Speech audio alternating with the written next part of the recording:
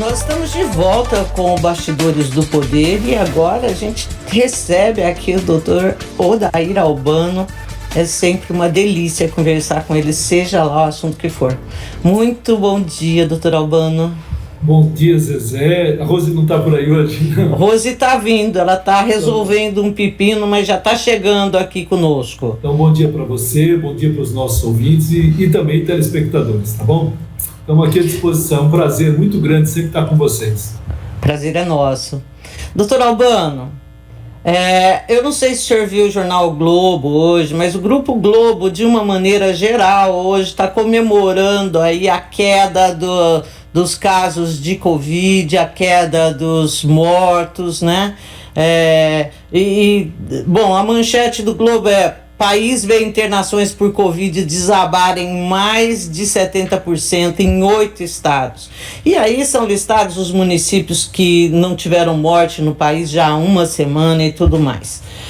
O que isso significa? Dá pra gente ficar numa alegria sem fim e falar, oba, acabou?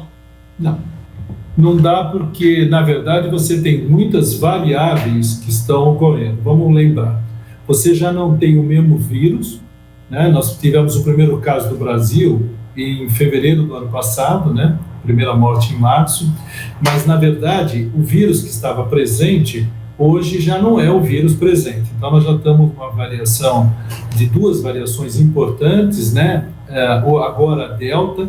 Então a gente não sabe ainda o poder que esse novo mutante vai ter. Então, ele entrou no Brasil num momento em que muita gente estava vacinada. Então, essa é uma variável, o tipo do vírus presente.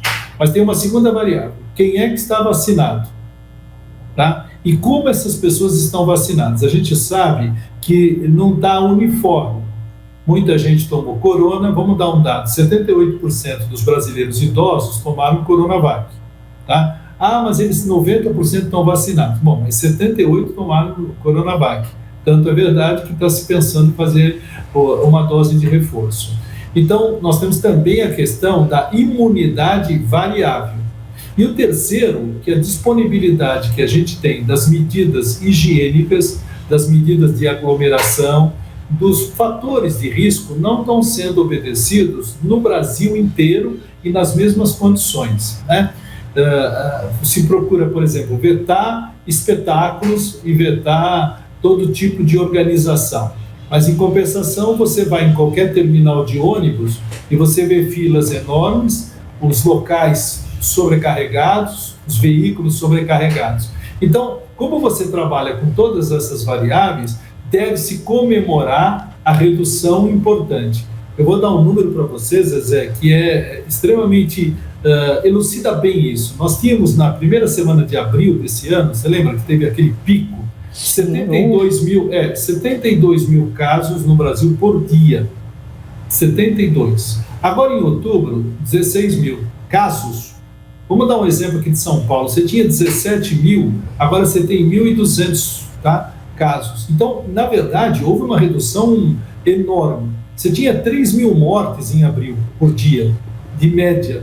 Tá? Agora você está tendo uma faixa de 400 a 500. Quer dizer, então, na verdade, houve uma redução drástica, quer dizer, a coisa realmente teve impacto. Mas nós vamos ainda ter que conviver com a doença, nós vamos ter que organizar melhor o processo de educação, porque, infelizmente, ainda você tem abusos de todos os tipos, então nós temos que ter que educar a população e nós vamos ter que organizar a questão da vacina, que em seguida depois a gente vai falar, sobre em relação como indicar, para quem indicar e qual a vacina indicar.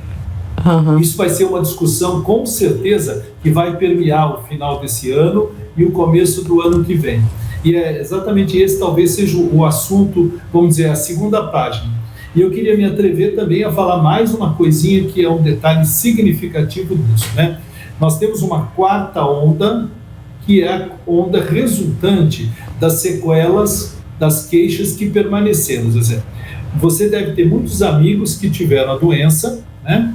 E que ainda se queixam, né?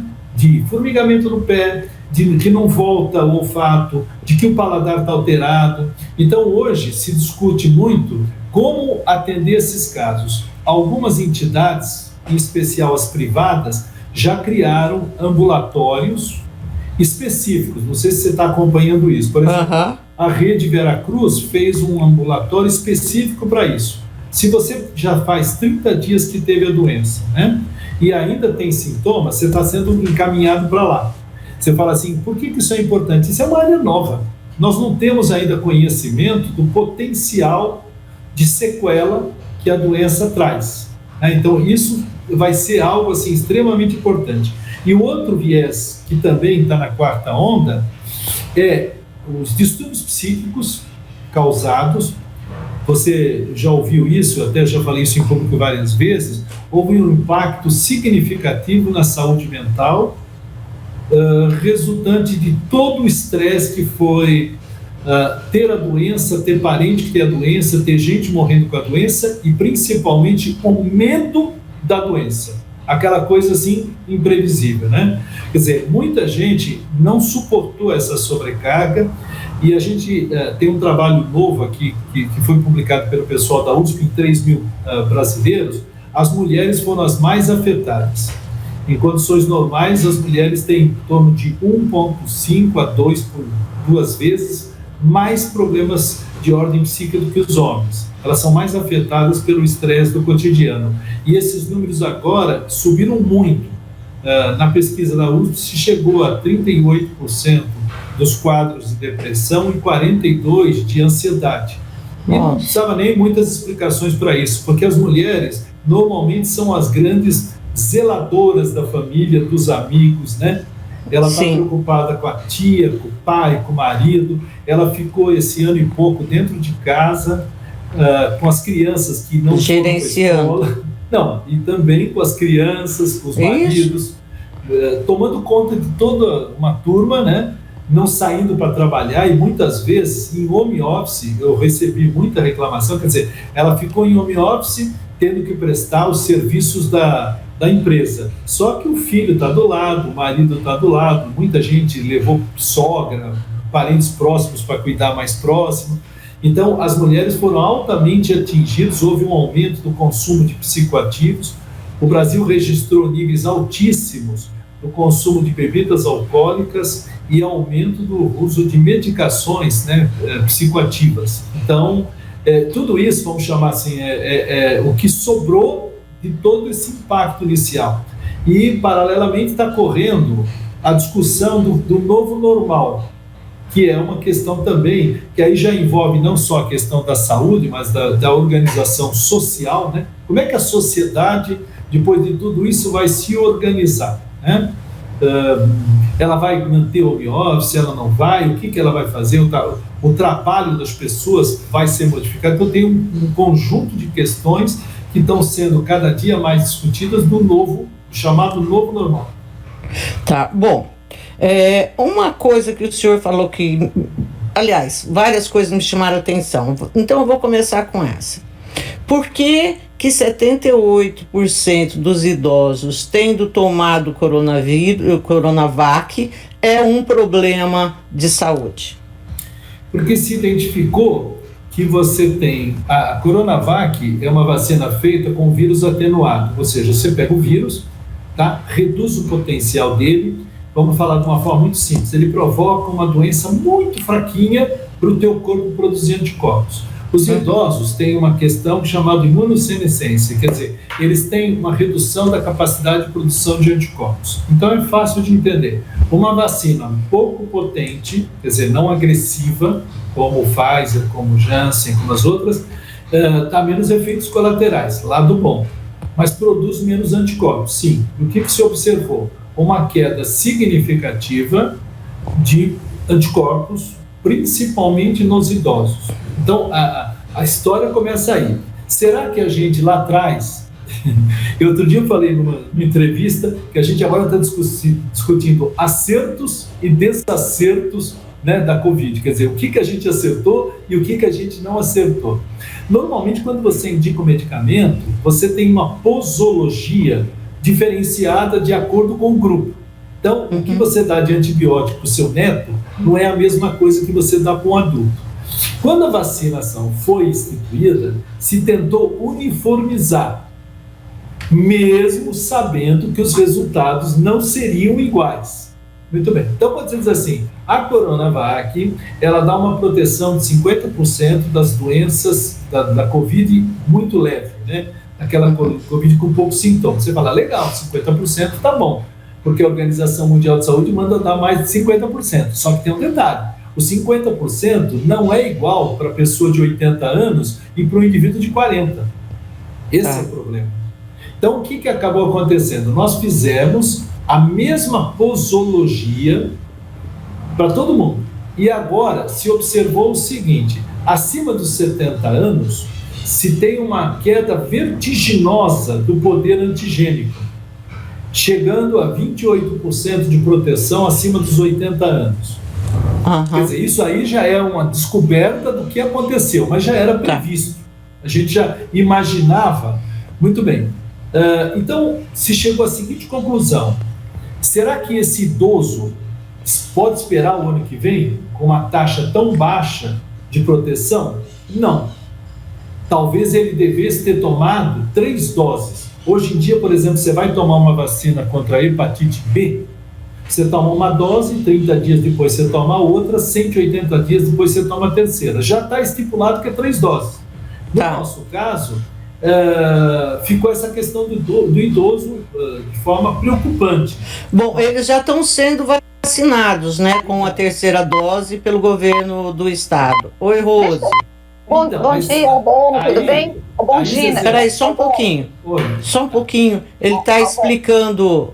Eu ouvi, Zezé, mas eu quero só complementar, Albano, já que você está falando da terceira dose. Aqui a gente tem enfrentado no estado de São Paulo um problema, porque a orientação é que a terceira dose ela fosse aplicada com um imunizante diferente das 2 primeiras. Só que, por uma briga entre o governo de São Paulo e o Ministério da Saúde, nós não estamos tendo vacinas suficientes da Pfizer para fazer essa terceira dose. Com isso, Campinas, por exemplo, está aplicando a Coronavac.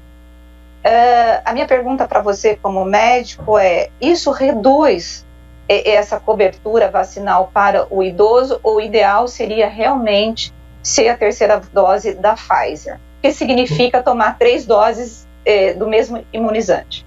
Então vamos esquecer quem é que falou, se foi o governo estadual ou federal. O que, do ponto de vista científico, a gente sabe hoje? Que quando você faz o estímulo por uma vacina, depois você faz com outra, o resultado final é melhor. Ponto. Porque você ataca o problema de maneiras diferentes. Um é vírus atenuado, tá? O outro não foi feito assim, foi feito com vetor. Então a Astra, tá? Ela é feita com vetor, ou seja, e a Johnson também, a da Janssen, ela é feita com, no caso, o adenovírus, que leva ao estímulo. Então ela tem uma outra tecnologia. Já a Pfizer é diferente. Vamos lembrar das aulas de biologia que a gente assistia, né? O DNA tem a herança genética, legal. Quem é que leva a informação e multiplica essa informação? É o chamado RNA mensageiro. O que eles fizeram?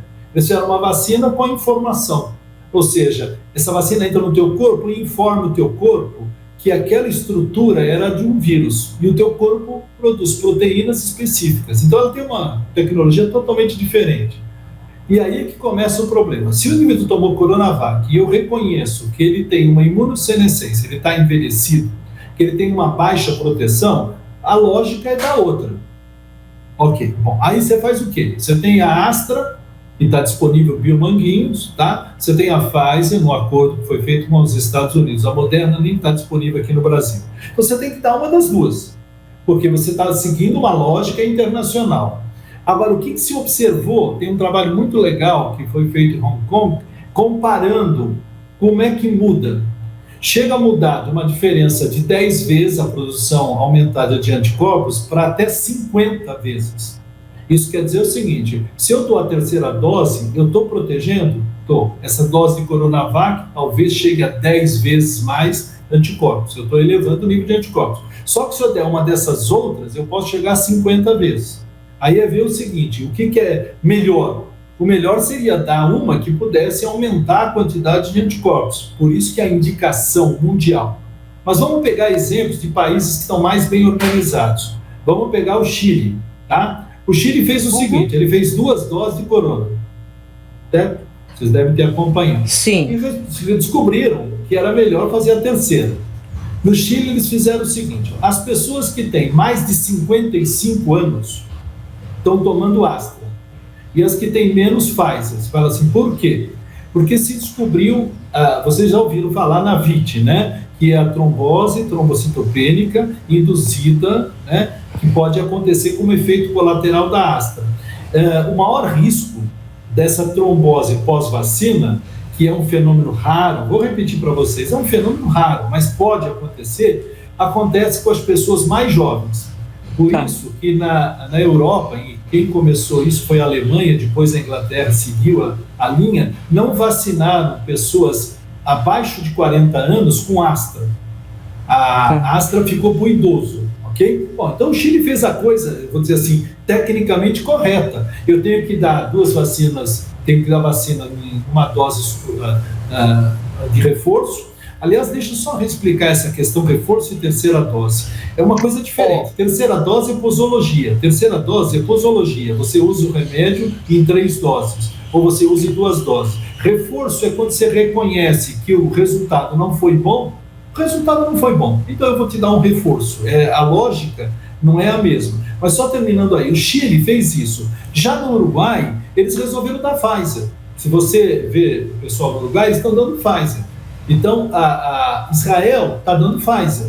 Então, eu acho que aqui no Brasil devia se seguir um protocolo que esse protocolo aceita. Aí tem a questão, como a Rose falou bem, da briga política e da disponibilidade. Quer dizer, tem vacina para fazer? Essa é a história.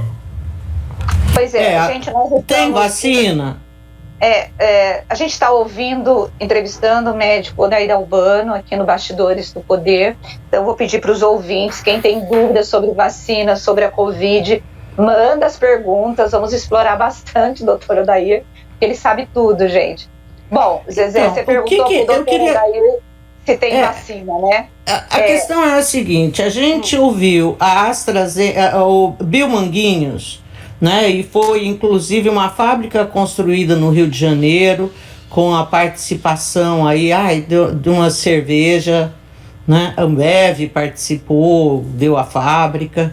A gente viu o Brasil importando 100 milhões de doses da Pfizer que acabaram de ser entregues ontem e agora começa mais a entrega de outras 100 milhões de doses contratadas.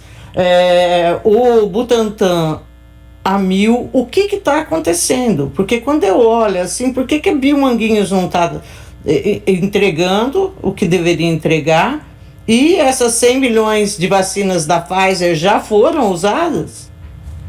Tem uma reportagem dessa semana, que naturalmente precisa ser pesquisada, de que o problema está na distribuição, que está dando uma média de 3 a 4 semanas entre o primeiro contato e o recebimento das vacinas. O problema aí é fluxo, é organização e é hierarquização. Segundo, existe também diferenças na postura dos prefeitos e dos governadores. Por isso que nós não temos um painel uniforme. A questão está aí. Porque a primeira impressão que a gente tem, que foi o que a Rose falou agora, é que tem vacina, certo? Quer dizer, se ela está mais aqui ou ela está mais ali, tem vacina. E daria para você vacinar numa velocidade maior. Campinas, por exemplo, já vacinou 1 milhão, já aplicou 1.600.000 doses, quer dizer, já fez uma quantidade enorme, né, de vacinação. Porque Campinas tem tradição, já tem tudo organizado, tem muitas unidades de saúde, são 66 unidades, quer dizer, é uma cidade que resolve um problema desse de uma maneira bastante fácil, porque se tiver a vacina, faz, né? Quer dizer, só precisa receber a vacina.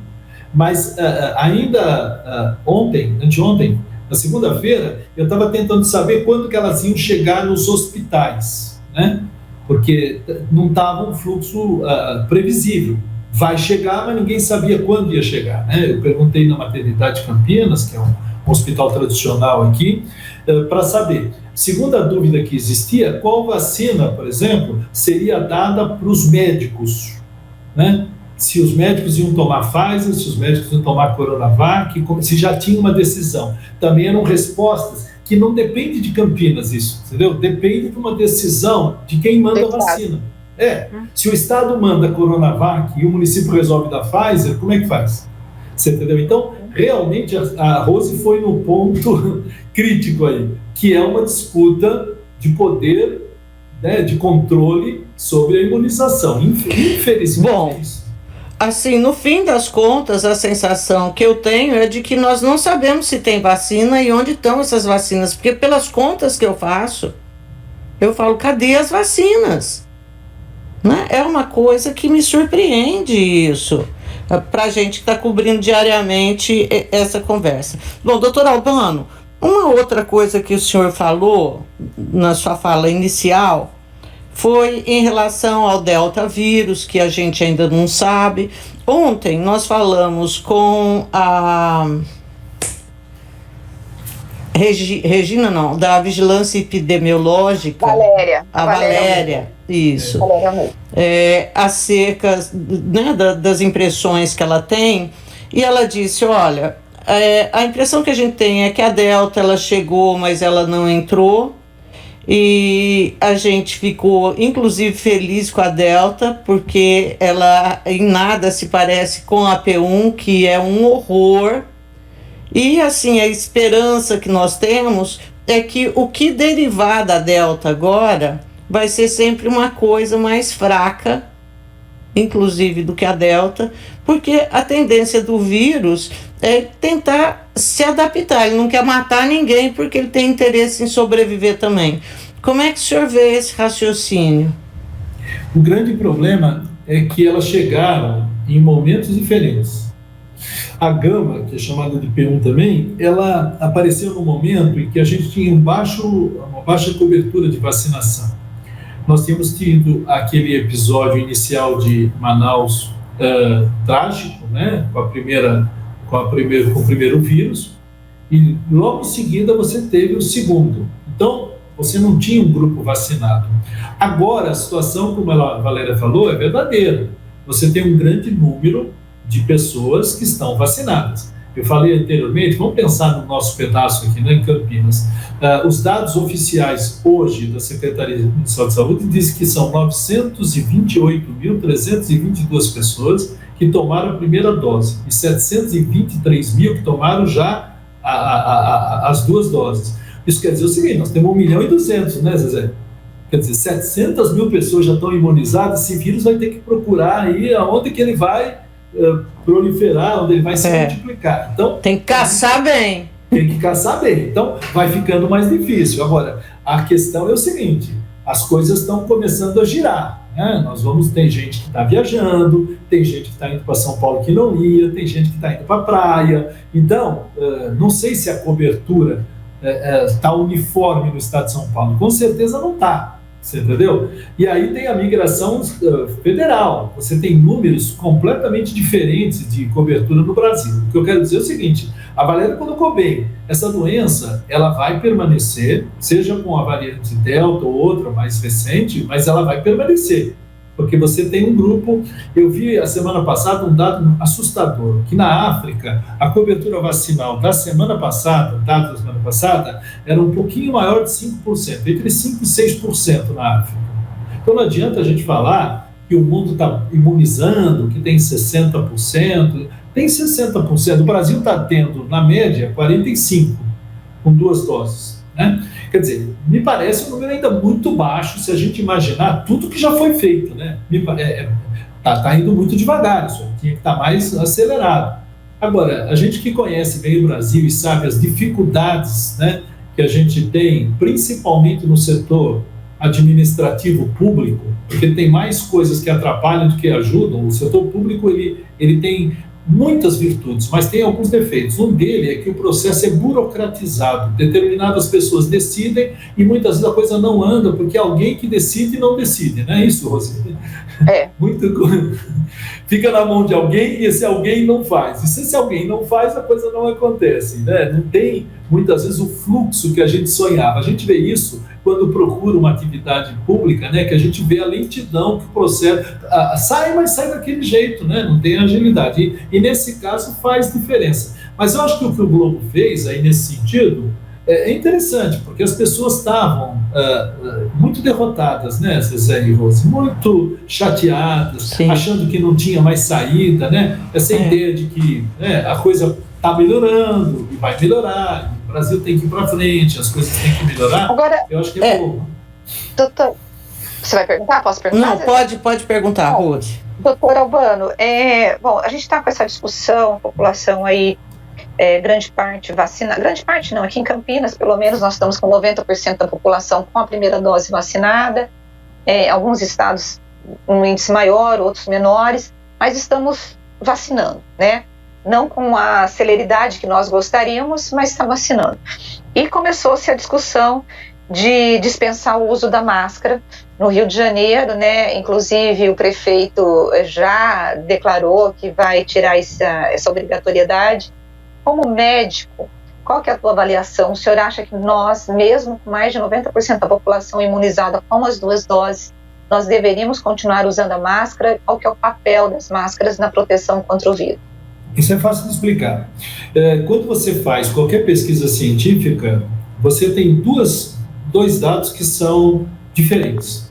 O que você projeta na teoria e o que a gente chama de vida real, né? Vamos dar um exemplo para os nossos espectadores. Eu vou testar uma pílula. Então, eu faço uma pesquisa controlada com as mulheres que são consultadas toda hora, que estão sendo vigiadas. E o outro é a realidade do uso da pílula no dia a dia das pessoas, né? Então, só para você ter uma ideia, no caso do contraceptivo, que é a minha área, o esquecimento chega a 2 por mês. Então, isso é a vida real. Muito bem. No caso da máscara, é a mesma coisa.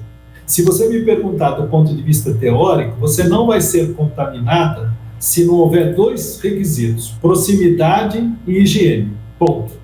Acabou. Ok?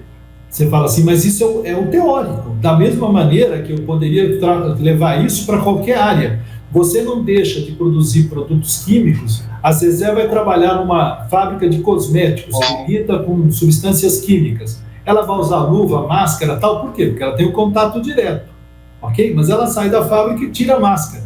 Então, o grande problema teórico é a máscara, ela evita o contato próximo à contaminação. A distância é mais importante que a máscara. Se eu estou falando com a Zezé a 3 metros de distância, a distância é o fator limitante, porque o vírus não vai chegar lá, tá?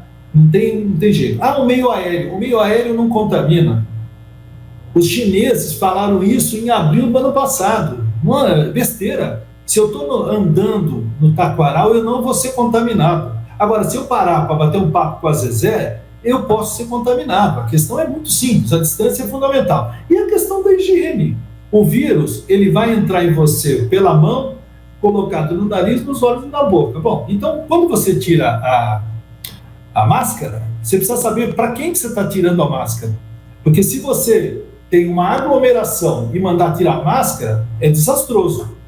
E é esse, talvez, a dualidade que os gestores têm. Eles olham o conhecimento científico e olham na prática.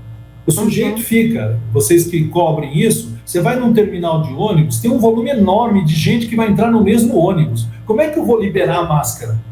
Eu ponho 60 pessoas no ônibus que cabe 40, 35. E aí eu vou falar o quê? Tira a máscara? Não posso. Agora, doutora Odair Albano, deixa eu te cortar um pouquinho. Não, é isso aí. Mas assim, como o senhor falou assim, como é que eu vou colocar 60 pessoas num ônibus que cabe só 40? E todos os gestores públicos do Brasil vieram falando o seguinte para a gente, que até agora nós não entendemos. E tem pesquisas que apontam que a contaminação nos sistemas de transporte público não acontecia. E eu não consegui entender essa lógica, porque qual era a grande crítica? A grande crítica é assim, fecha o comércio, fecha tudo, mas não resolve o problema do transporte público, todo mundo apinhado. Aí quando você entrevistava prefeitos das cidades, não, mas tem estudos que eu não consegui entender a lógica. O senhor consegue explicar pra gente ou era só... Eu vou repetir, vou falar do ponto de vista científico. O vírus, ele vai ser transmitido de pessoa pela proximidade. Se eu estou falando e tossindo, espirrando próximo a você, eu vou passar o vírus. Seja lá no ônibus, na casa. Por exemplo, você viu e eu vi, eu não parei nem um dia de trabalhar durante toda a pandemia. Todos os dias eu trabalhei. E eu não sei quantos telefonemas eu recebi, quanta gente eu atendi e tratei, de gente que não saiu de casa durante a pandemia. Não saiu. Senhoras de 80 anos que não foram nem na janela e foram contaminadas. Quem é que contaminou essas senhoras? Foi o entregador. Foi o parente, foi o entregador, foi as pessoas que tiveram contato com ela. Então, isso mostra que o problema é o contato, se é dentro do ônibus ou fora do ônibus. Lamentavelmente, aí eu acho que vocês também concordam, não mexeram com alguns setores. Infelizmente, alguns setores, você fechar o supermercado às 8 horas da noite e não deixar ele 24 horas e deixar o ônibus funcionando do jeito que funcionava, não pode. Durante a pandemia, na minha opinião, você tinha que ter reduzido a quantidade de pessoas nos veículos. Simples assim. Se o ônibus cabe 40, vai colocar 50%. Se ele fez isso com a padaria, se fez isso com o açougue, por que não vai fazer isso com o ônibus? Você entendeu? Pois é. Ufa, ainda bem que o senhor está respondendo isso, porque eu achei que nós éramos loucas, porque a gente não conseguia compreender isso. Não tem doutor, lógica. Não tem, olha, eu cheguei a perguntar isso, não tem uma explicação que seja razoável do ponto de vista científico. Se você fecha, eu dava sempre o exemplo das cabeleireiras e manicures, eu estou falando que vocês são mulheres, por exemplo, não tem lugar mais arrumadinho do que cabeleireira e manicure. Eu sei que quando eu fui secretário de saúde, a gente obrigou a que tivesse autoclave para esterilizar. Vocês lembram disso? Que tinha problema de contaminação de hepatite, foi uma blitz danada. Hoje em dia você entra em qualquer salão, mesmo nos bairros periféricos, é tudo arrumadinho, tem cortininha, tá tudo limpinho e tal. Qual é o problema dessa menina ficar fazendo a unha, com os cuidados higiênicos que ela tem, uma cliente por vez? Não, fechou o salão da menina. Eu vi um monte de gente. Bom, nós estamos entrevistando o doutor Odair Albano, médico, e nós estamos falando sobre a Covid. A Hilda do Bonfim, que é a nossa ouvinte, ela falou assim, eu continuo perguntando, eu tomei 3 doses de Coronavac, eu estou imunizada? Não. Não, porque a ideia de imunização não existe. Existe a ideia de proteção. A pesquisa, vamos voltar, a pesquisa é proteção de sintomas leves, moderados, graves, com hospitalização e UTI. Quando você toma vacina, você pode dizer o seguinte, eu estou protegido de ter uma doença sintomática em X%, de ir para a UTI em Y%. Isso você pode dizer. E aí, então, no caso da Hilda, o que ela está? Qual é a condição dela? Como que o senhor define? Ela está mais protegida porque ela tomou 3 doses e ela teve o sistema imune mais protegido. Ponto. Se você falar assim para ela, eu vou te dar uma carteira, um passaporte, né, você? Vou te dar uma carteira que você está protegida. Não existe. A carteira é uma falácia. Não existe. Não existe pelo seguinte, eu não posso garantir que a Zezé, com um documento dizendo que ela tomou 3 doses, ela está totalmente segura. Não tem como garantir isso para ela.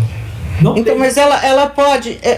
Essa pergunta que ela está fazendo, na verdade, é porque ela sabe dessa recomendação para se tomar a Pfizer ou outra vacina. E, no entanto, quando ela foi tomar, não havia essa outra vacina disponível e ela tomou da Coronavac. Então, eu acho que ela está querendo, assim... saber o quanto que essa terceira dose ajudou, se ela vai ter que depois tomar a Pfizer. Numericamente, é o que eu falei, essa pesquisa que foi feita mostrou que a terceira dose, vamos chamar de dose de reforço no caso do idoso, essa dose de reforço, ela multiplica em 10 vezes os anticorpos, tá? Se for feito com corona, e pode chegar a 50 vezes se for feito com Pfizer ou Astra, pelo potencial dela. E segundo, que as pessoas que tomaram a corona devem tomar uma das outras duas, considerando-se que é ideal que você multiplique anticorpos com outro tipo de estímulo. Então, bom, Hilda, ela está bem, a Hilda está bem se você perguntar, ela está bem? Sim, ela está mais protegida. Ah, mas ela poderia estar ainda mais? Sim. Eu vou dar um exemplo familiar. Eu tenho um sogro de 93 e uma sogra de 86. Eles tomaram 3 doses de Coronavac. Você entendeu? 93 e 86. Quer dizer, se tinha 28% de proteção, que foi o que a pesquisa mostrou, talvez agora eles tenham 40%, 35%, mas continuam numa faixa de proteção baixa, considerando-se o conhecimento científico que se tem a respeito.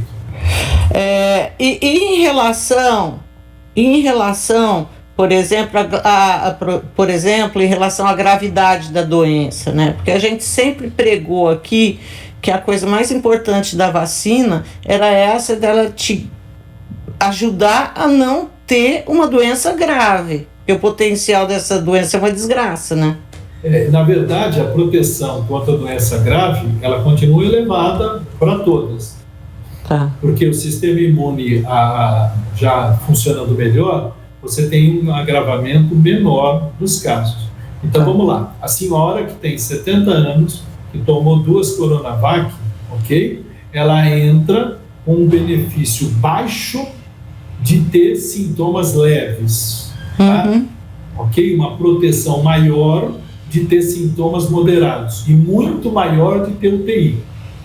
Ou seja, muito provavelmente, se ela tiver, ela vai ter um quadro sintomático leve, né, a moderado. Ela não deverá ter, considerando-se que ela não tem comorbidade e tem um sistema imune funcionando. Se ela for alguém que tem uma doença, vamos pensar num caso prático, por exemplo, ela tem câncer e está fazendo um tratamento de quimioterapia, um tratamento de radioterapia, que a gente classifica, mesmo usuários de corticoide crônicos, né, são pessoas que não têm um sistema imune bom, eles são muito vulneráveis, né?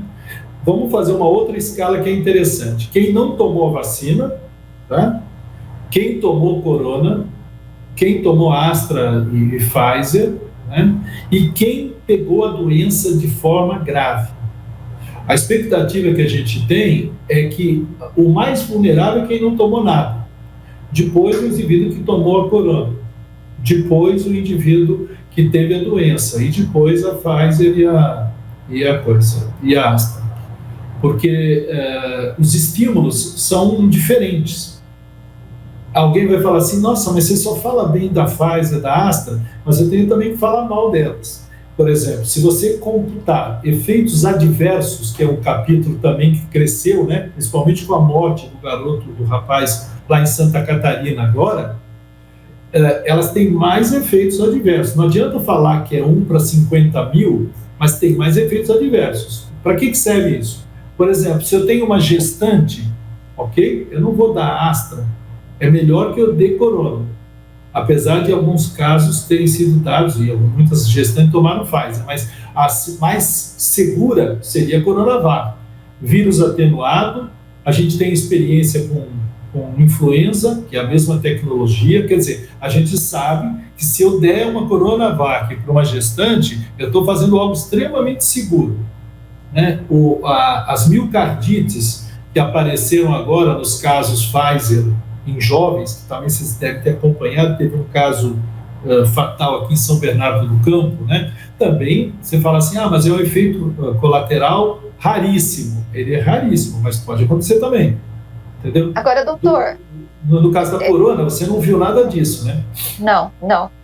A gente tem que ir para o comercial, mas eu quero fazer mais uma pergunta, não sei se às vezes tem mais. Tem um ouvinte aqui que tem uma colocação. Então, por que o vírus, em algumas pessoas, ele é fatal, ou ele traz um estrago imenso, e para as outras pessoas ele não faz quase nada?